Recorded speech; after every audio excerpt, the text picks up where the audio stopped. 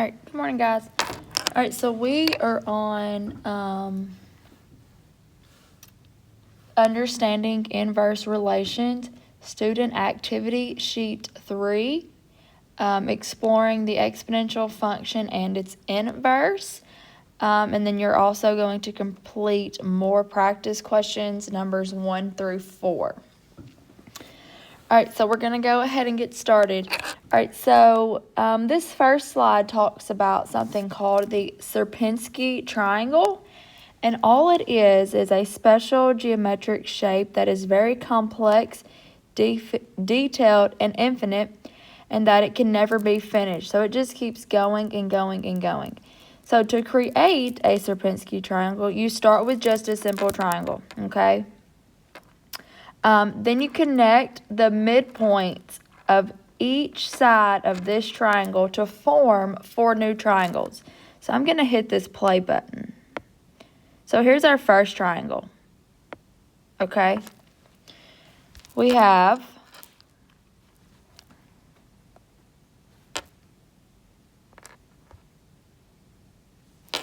here's our first triangle right here, okay? Then it says connect the midpoints of each of the side of this triangle to form 4 new triangles. So we did the midpoint of our large triangle to make another triangle, and now we have 1, 2, 3, and 4. And that is the first iteration, okay? So it says to ignore the inner triangle. So that's going to be number 3 in this case. And then it just keeps going. So I am going to exit out of this, and I'm going to hit play. So there's the first one, okay? There's the second iteration, the third iteration, and the fourth iteration. So every time it is making triangles off of the current triangles, okay? So this just shows the first 4 times, but then again, it keeps going and going and going. So we're going to hit this green arrow. And it says, as you can see, each iteration of this process produces a new figure. The continual dividing of the outer triangles in each new cluster of outer triangles is the pattern for forming this Sierpinski triangle. Okay? It says the Sierpinski triangle is an example of a fractal. A fractal is defined as a geometric shape that can be subdivided in parts, each of which is a reduced size copy of the whole.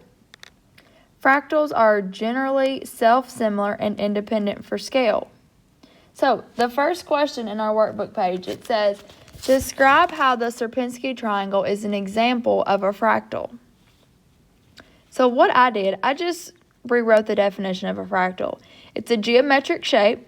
Triangles are geometric shape. It is subdivided into parts, each of which is a reduced size copy of the whole. So if you look at our Sierpinski triangle, you see a big triangle and then you see multiple smaller triangles that are divided, okay? So for number 1, you can just rewrite the definition of fractal.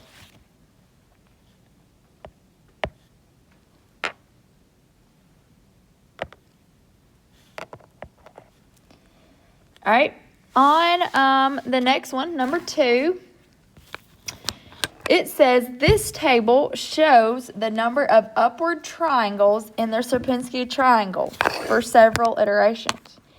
Notice that instead of a pattern with constant addition, the data exhibits a pattern of constant multiplication. So, I'm going to highlight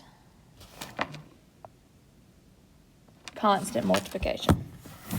The number of upward triangles produced in each new iteration is 3 times the number of upward triangles in the previous iteration, okay? That's important to remember, 3 times the number of upward triangles in the previous iteration. You can model such data with an exponential function. Can you complete the table to find a function rule that models the relationship between the number of upward triangles and the number of iterations? When you are finished, check your work. All right. So out to the side of your chart on number 2, I want you to write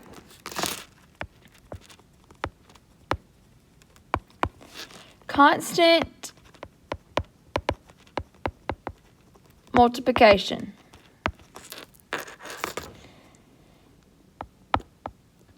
The number of upward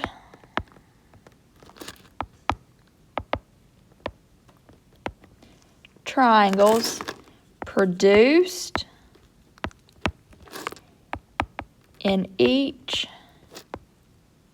new iteration is 3 times the number in the previous iteration. All right, so right here we know 3 times is our rate, essentially. All right, so let's look. For one upward triangle, okay, we just have one triangle. You got to remember, guys, anything to the 0 power is always 1. I don't care if it's 84,000 to the 0 power. It is always going to be 1. Okay? So that's our number of iterations. Next, when we have 1 iteration, we say 3 to the first power. Anything to the first power is itself. So if it is 52 to the first power, my answer is going to be 52. Next, we keep going. 3 to the second power is 9. 3 to the third power is 27.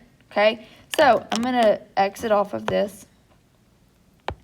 This right here is going, if this is 3 to the third, this has to be 3 to the fourth. Okay, and my number of upward triangles is going to be 81.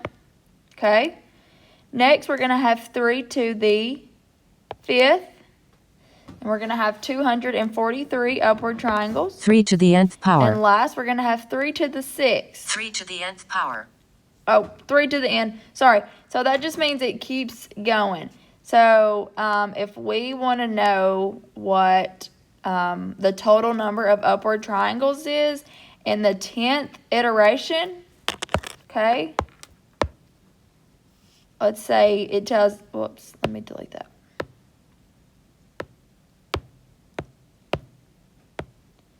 Let's say it tells us n equals 10. 3 to the 10th power. Okay? Remember, since it is an exponential function, you're always going to have that exponent. Okay? 3 to the 10th power is 59,049 upward triangles. Okay? Now, on number 3, we highlighted it earlier. It says, what type of function could model the data in the table above? Well, what did we highlight? You can model such data with an exponential function.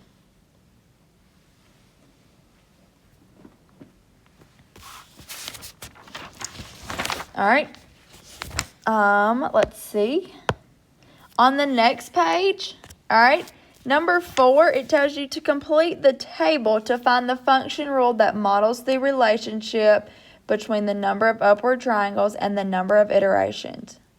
All right, so we've already filled that out right here on Agile Mind, but I want you to take a few minutes and I want you to fill in the chart on number 4 to match the chart on your screen.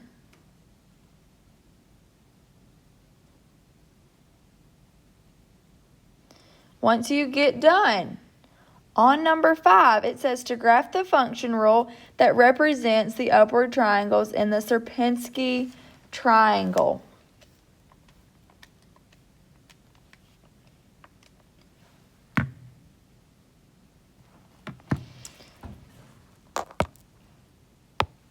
All right. Oh, let me use the pen.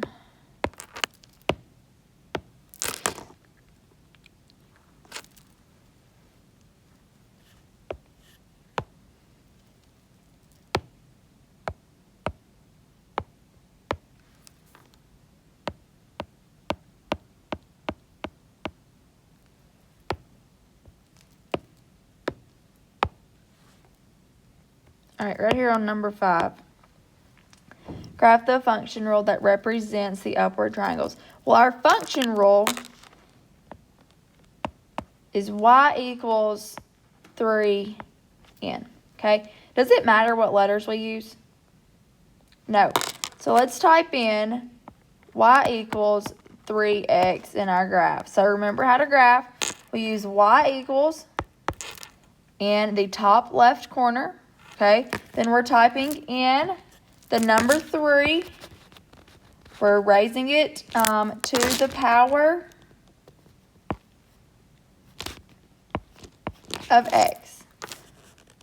So the exponent is under the clear button. So you should have this right here typed in. Once you get done, I want you to hit graph. Now, it's kind of hard to tell where your exact points are. So to find your exact points, you're going to hit second graph. And I'm going to write equals points.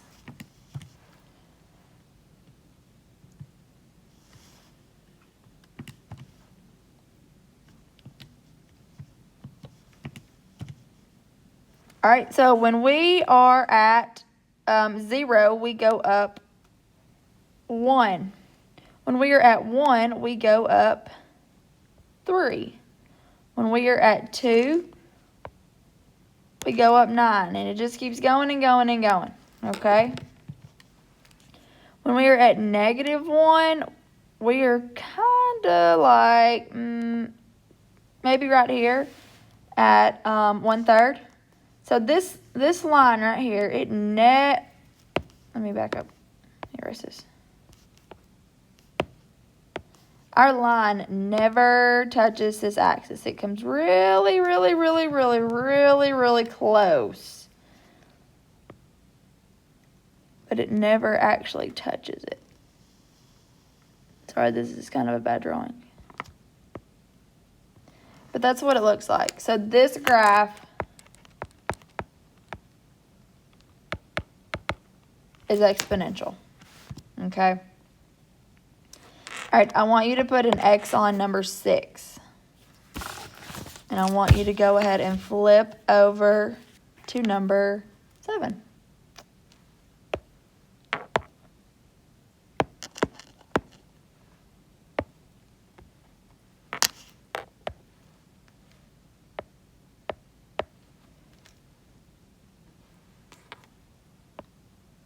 All right, there's our graph again, okay?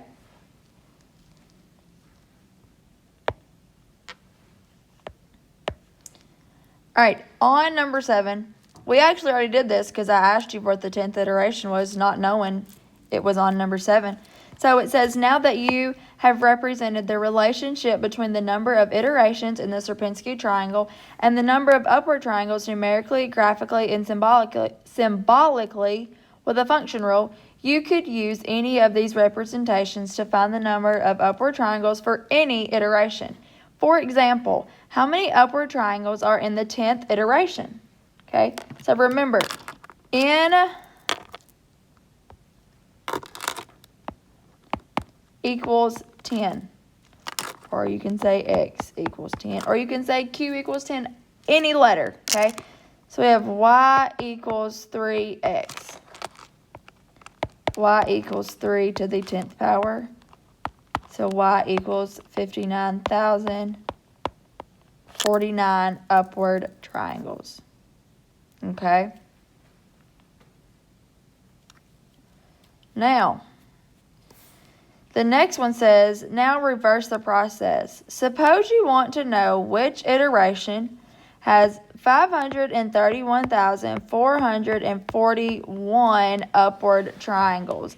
So now I'm given my upward triangles and I'm looking for my iteration.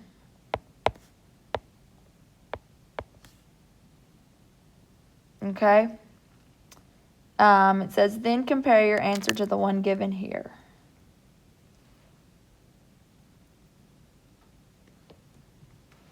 All right, so what I want you to do, if you have a calculator, I want you to hit second graph, and over in the Y side, you are looking for 531,441, okay?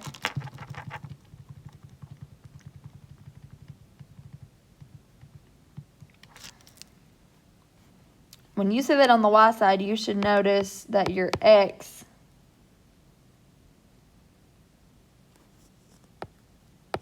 is 12. So 12 iterations is going to get you this many upward triangles.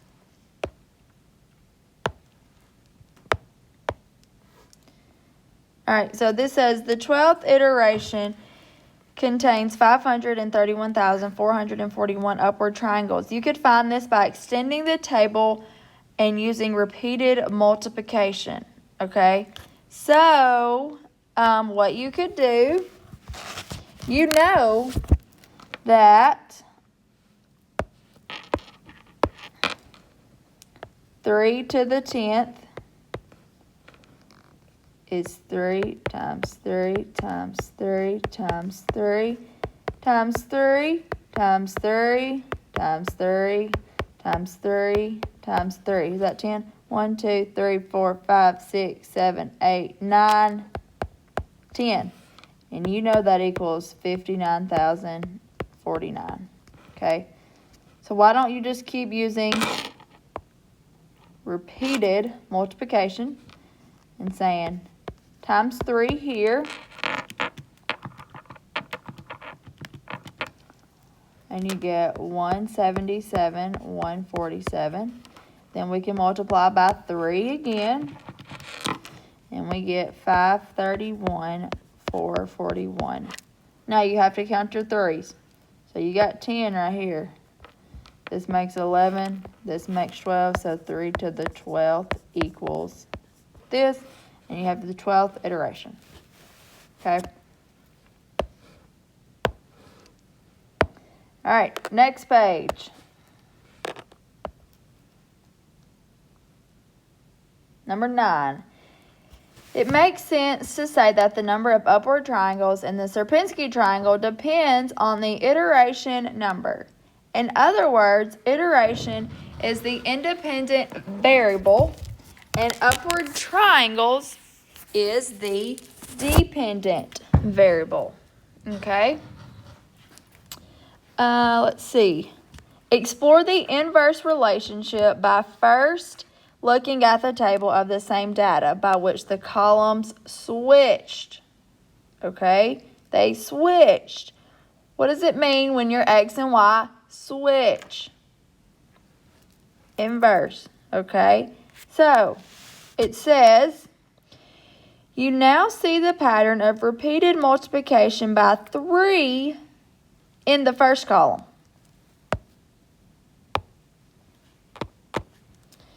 But you have not yet seen a function rule that will model data like this. You need to explore further. So, originally, back on number 2, our number of iterations was our X, and our Y was our upward triangles. All right, so now that they're flipped, it's the other way around. So we're looking for the inverse. So I am going to hit this green arrow.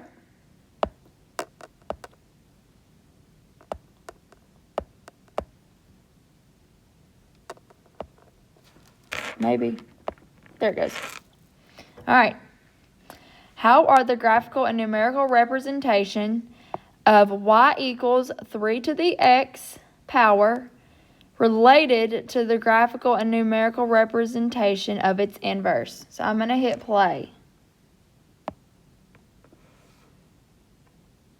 X and y, they swap. Boom. Swap. Swap. And swap. All right, so I want you to take the time and I want you to write or fill in this chart on number 9 and also fill in the graph. Okay, so the blue dots and the blue writing is my original.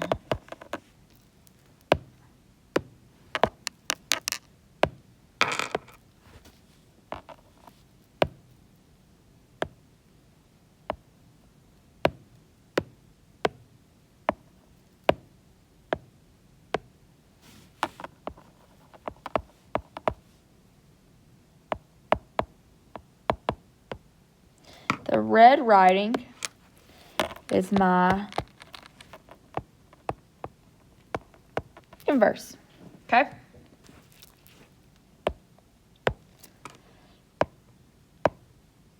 All right, number 2 just draws those lines for us. All right, now it says that y equals question mark. Okay? So in the yellow, it says the exponential function rule, y equals 3 to the x, models the data on the left. That's the blue. What function rule, y equals f of x, models the right? So we are looking for a function rule that models the red. Okay? Very, very, very important to know right here. Okay? Y equals the log base b of x. It says what function rule... Y equals the log base b of x. Whoops, sorry, didn't mean to do that. What function rule models data like these? This calls for a new kind of function, a logarithm function. I'm going to highlight this. This is a vocab word. Okay? For an exponential function, y equals b to the x, there is a logarithm function that is pronounced y equals log base b of x. All right? That is the inverse of an exponential. Okay? So y equals the log base b of x. Y equals the log base b of x. Y equals the log base b of x. So what I want you to write on number 10.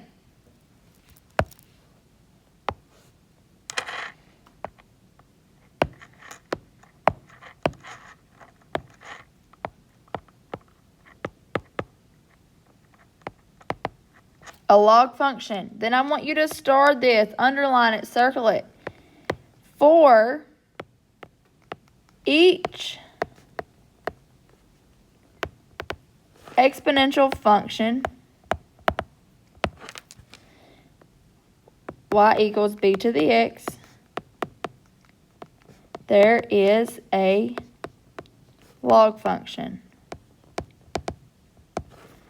Y equals log base b of x. All right?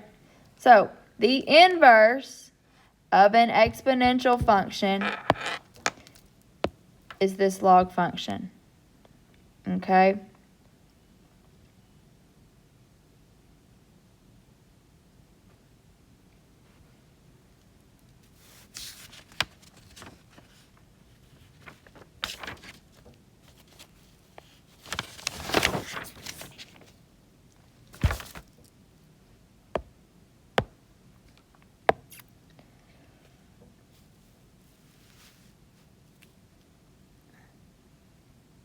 All right.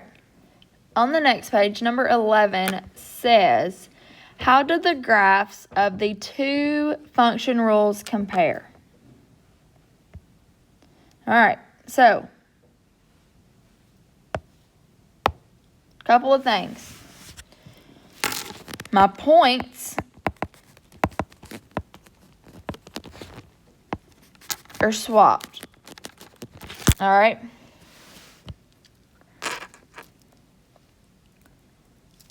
What do you notice about the blue line and the red line? They're symmetric to y equals x. So what that means is they're the same. They're symmetric to each other. So if you folded one on the other, it would land right on top of it. Okay? Number 12 says, how do the domain and range of a function compare to the domain and range of its inverse?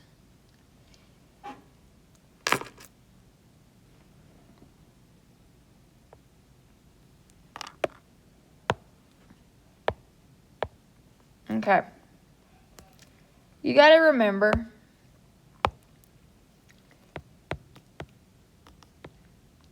domain equals x and goes left to right. Range is y and goes bottom to top. All right? So,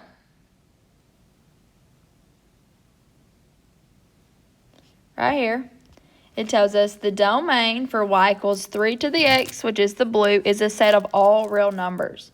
All right? So, the domain, we don't know where it starts, and we don't know where it ends. So, it's all real numbers, negative infinity to positive infinity. Okay? Now, the range is y is greater than 0.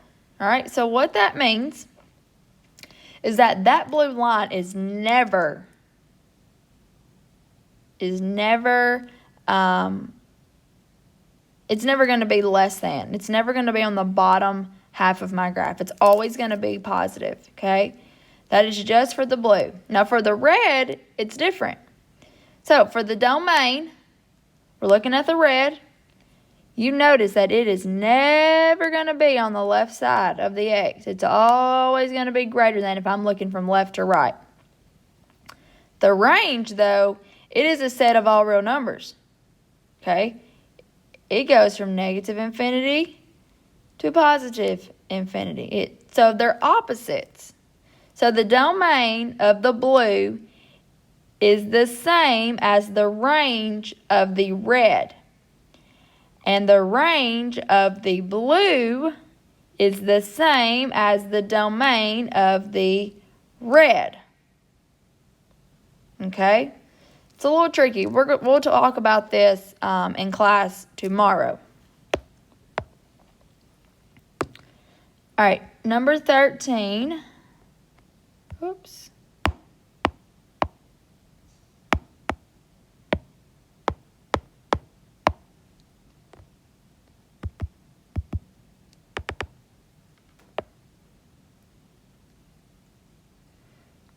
All right, all you need to know on number 13 is f of negative 1 x equals inverse. All right? Anytime you see this right here, anytime, that means they want you to find the inverse. Got it? Inverse, inverse, inverse. Don't forget it. All right, let's see. So 14, 15, and 14 and 15. I'm going to do 14 on the thing, and then you are going to do 15 by yourself. All right, let's see. Let me go here, here.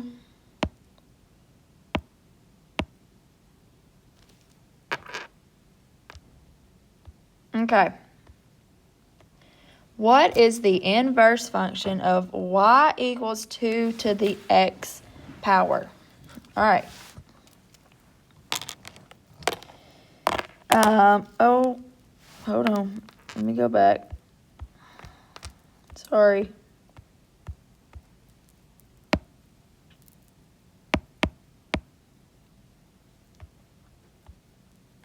All right. This right here is exponential. We just learned that the inverse of exponential is logarithm, okay? Y equals b to the x. That's an exponential function.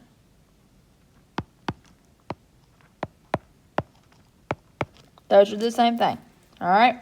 Now, original inverse of this is y equals log base b of x.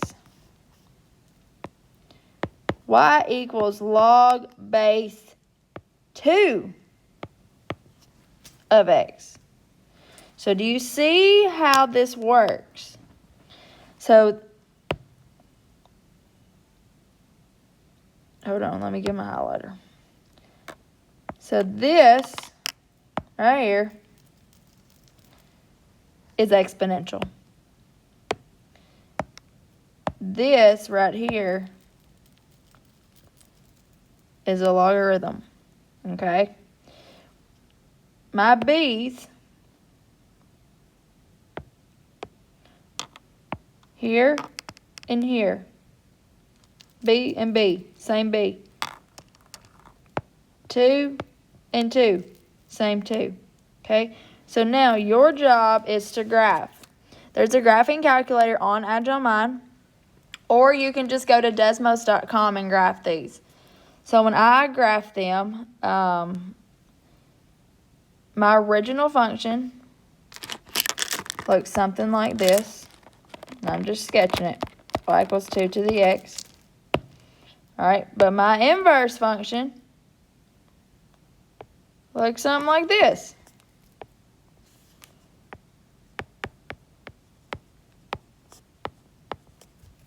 Okay. In your calculators,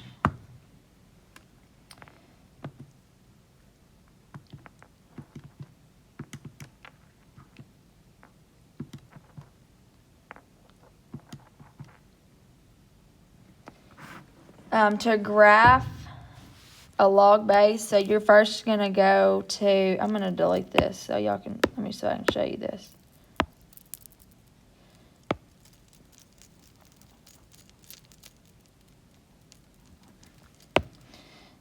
All right, so the first thing you're going to do to graph a log function is go to y equals. All right, once you get into y equals, you are going to hit alpha window.